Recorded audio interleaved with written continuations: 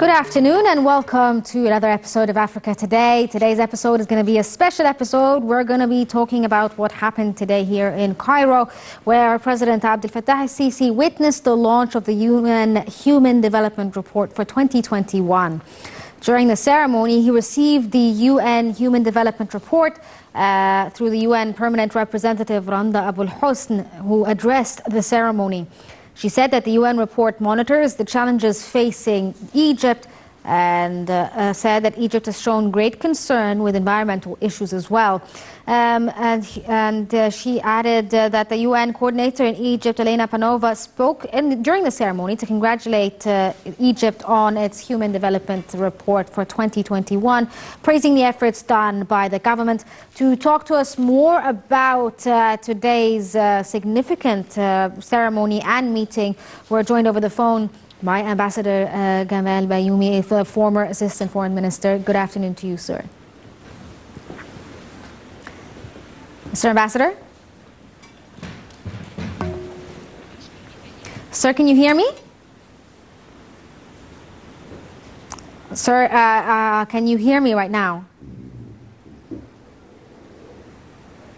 Are you with us on the line?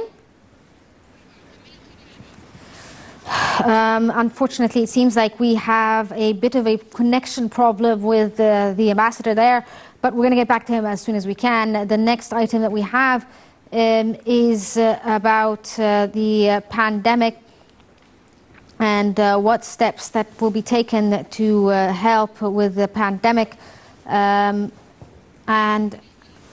Yes, we're on the phone right now with us is Ambassador Gamal Bayoumi, again, the former Assistant Foreign Minister. Good afternoon to you, sir. Can you hear us? Good afternoon. How are you? I'm good. Thank you so much for joining us over the line. My pleasure. Thank you. Can you tell us a bit about why is the launch of the report receiving such great attention? It is very important because we are receiving such a report every year, and this year we are keen to know where we are exactly, especially a report like that coming from the United Nations organization. And of course, it tells us a lot about our economy. This is very important for us and for those who are dealing with Egypt in many fields. And thank God I was following carefully all the speeches today. And it gives us a sort of confidence that we are on the right track, that we are making development everywhere in our development. I heard myself a few years ago the Secretary General of the UNICEF, for instance, saying that Egypt is doing the best performance concerning facing the problem of the death of children under 5 years. Here they are talking about education, talking about health care, talking about all the services provided to our children, how our children is maintaining their schools and education, that no loss is there. Very important for us and for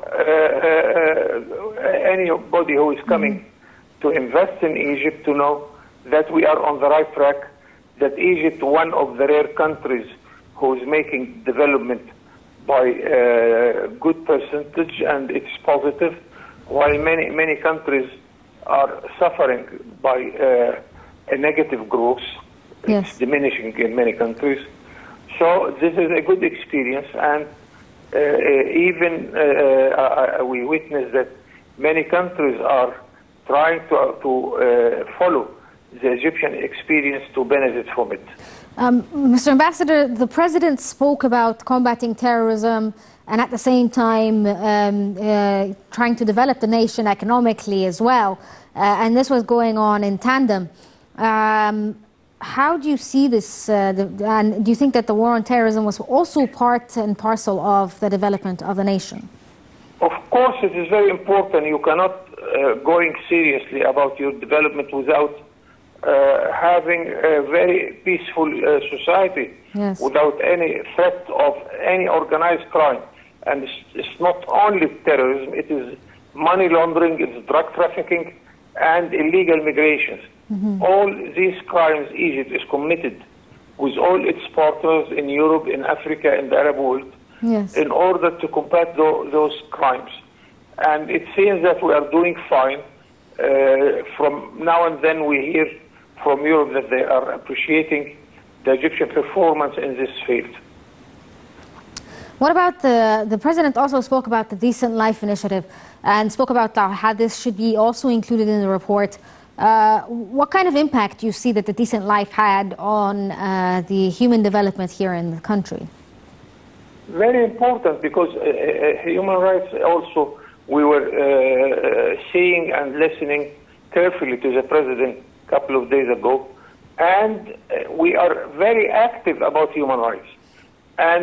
But we want to qualify what do we mean by human rights. And during our negotiations with Europe especially, we insisted to put a sort of definition. What do you mean by human rights? So we put the definition of human rights as it was stated in the International Declaration of Human Rights of the United Nations, which was declared in 1948, very long time ago. And another thing, not many of us know it, that one of those who drafted the international declaration, he was our first ambassador to the United Nations, Ambassador Mahmoud Azmi. Yes. So we know what we are talking about. And the president also mentioned that human rights also, it has its differences between one society and another society, different in culture, because we have to be very careful if we say human rights without defining what do we mean by that. Yes. Then we shall be trapped in some requests from other countries or from Europe especially about the freedom of sexual orientation, by the way. They call it like that. Here we shall be requested to allow the same sex to be married. Egypt, according to its society and its traditions, will never accept such thing. Basically, they were talking more about human development and how, basically, through initiatives like A Decent Life, they've uplifted people from poverty. This is probably more important than what we're... Absolutely. Yes. This is the right of development. Yes. The right of education, the right of good health, the right of working, the right of food and good housing. All of these, we are totally committed to it, and I think we are on the right track, especially lately because we are doing a huge effort in order to make our needy classes in a better and better situation. The permanent representative for the UN, Randa Abul-Hosn, said that the report by the UN monitors the challenges that face the country. What kind of challenges would Egypt have faced during the past few years? We have a lot of challenges, but the mainstream that we are making good growth rate. Yes. But we need also to have a fair distribution of the wealth. We need to make sure that the needy classes are benefiting from our efforts of development. Yes. It's not enough that we are developed, but we want to make sure that the flow of money is not going up only. We have to send the benefits also to the needy classes and the poor classes. And here we are doing good performance concerning better education, better housing, better health care.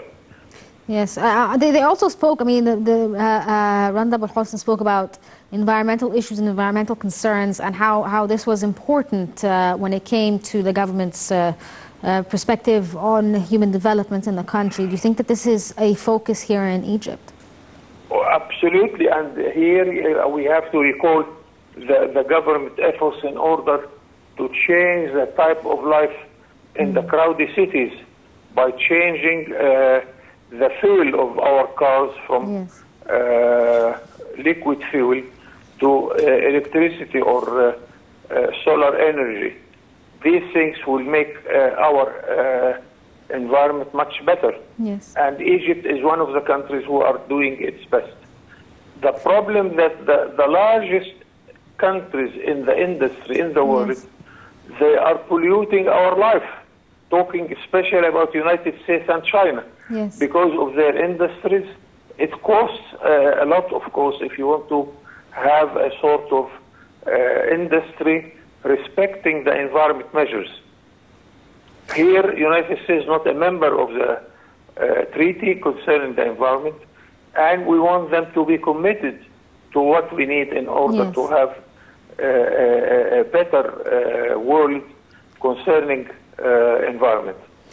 The UN coordinator in Egypt, Elena Panova, praised efforts to empower women in Egypt in various domains. Like we can see, even in government, we've seen several ministers, female ministers in government as well. How do you see female or women's empowerment here in Egypt? It is going ahead very well, and I am proud that I am one of the first group in the Foreign Office with a lady, Huda al-Marasi, Yes. since 1960. One of my bosses was Dr. Aisha Ratib, the famous minister. Yes. One of our leading forces of women, Faiza Abu Naga, and many other ministers. Now we have, mashallah, 8 ministers, ladies Yes. ministers. Now we in the juridical system, we see more and more ladies. One more thing, that in the last exam for the diplomatic community, I was lecturing there, and I realized that the last group, the ladies are much more than the gentlemen. Yes. So these are good developments in many areas, and we shall continue, because thank God we have nothing to stop us from ameliorating the situation concerning ladies. Also, during the meeting itself, they spoke about how Egypt is trying to develop the market and make it grow, make it more attractive to investors. What kind of steps has the government taken so far, and do you see an improvement in when it comes to economic growth in Egypt? The best way to attract an investor, to convince him of several things. First, the size of our market. And we are saying now our market is not a market of 100 million inhabitants, but we are open to other markets in Africa, in the Arab world, and Europe.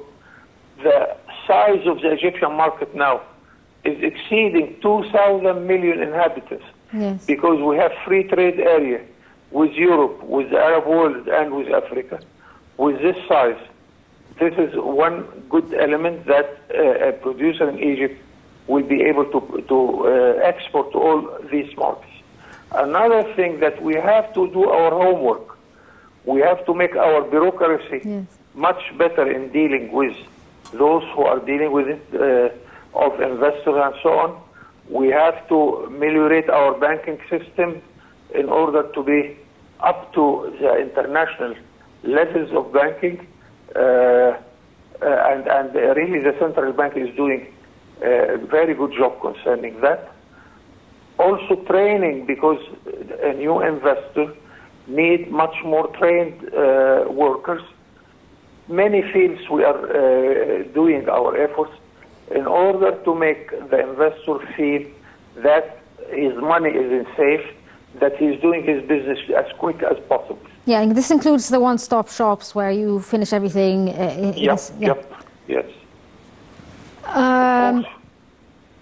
We're still about investments. What kind of steps you see that the government has done to enhance investments, especially during the pandemic? I know there are a lot of countries that have suffered when it comes to economic growth because of COVID-19, but Egypt isn't one of them. How did the government manage to maintain economic growth during this time? We were lucky because we started our courageous economic reform years before the epidemic. That was in November 2016. And the good thing that the Egyptian individual was well receiving the decisions and the performance of our economic reform. Yes. It seems that all of us, we are helping the government in order to perform well concerning economic reform. Yes. So when the epidemic came in 2019, we were already on standing on very good position. So we are one of rare countries who are still growing positively. And this is very good for an investor to know that, thank God, that we are in a good position Yes. concerning fighting the disease as a disease and fighting its repercussions also on our economic life.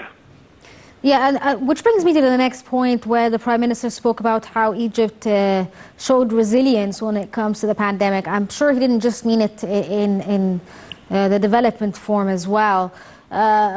What do you think he meant by this as well? I mean, did he mean that because of the pandemic they managed to upgrade a lot of the health sector, for instance? It showed better preparations. What did he mean by this? It means that we are fighting on many fronts, whether the epidemic itself, whether to make the environment much better, and this will be also a way to face the disease. Mm-hmm. Also, the economic affairs, where our central bank is doing, is very good while they are making capital, small capital, available for our young generation in order to start their own projects. Many efforts in many fields are well done, and we should continue, and even I would call for doubling our efforts in order to be in a much better situation. The Prime Minister also spoke about the green economy and digital transformation. Can you tell us a bit more about it? I know that the government's target is within maybe the next 5 years or so to have at least 20 to 25% of a green economy by sustainable, energy. And when it comes to digital transformation, can you tell us what kind of progress we're seeing when it comes to transformation? I'm so happy that you are mentioning this, because I was on top of a program to upgrading the capacity of the Egyptian institutions. Yeah. And one of our main projects, it was a project for our Ministry of Environment. At least we want to have safe ways to get rid of the garbage. Yes. This is something which is threatening our life. And we are, the Ministry of Environment is doing its best in order to get rid safely with the garbage. Also the plastic, we have a lot of plastic. We have to establish new industries to recirculate the plastic, recirculate the paper, and we have healthy paper industry. All of these efforts we are trying to maintain in order to have better life concerning environment also. What about digital transformation? We're seeing that everything is taking a digital form, and there are smart cities and all of that. Do you think this is going to be applied to the older city like Cairo and the older governorates? Cairo is receiving also good efforts. Mind you that we are now going to the new capital. Yes. This means that you are going to transfer millions of our employees from the center part of Cairo, which is highly crowded. They will be transferred to the new capital. This will make Cairo a little bit less crowded, and this, of course, will help by less cars, less sources of resources, which is annoying the environment. Yes. Also, the new cities, also Al Alamein, also all the new cities around us. You have the new Damietta, you have the new Mansoura, you have the new Luxor, and so on. This will make the cities less polluted and less crowded. Well, sir, unfortunately, we're out of time for today's episode of Africa Today. So, Ambassador Gamal Bayoumi, the former assistant to the Foreign Minister, thank you so much for joining us over the phone. And this brings us to the end of this episode of Africa Today, but stay tuned for more on Nile TV.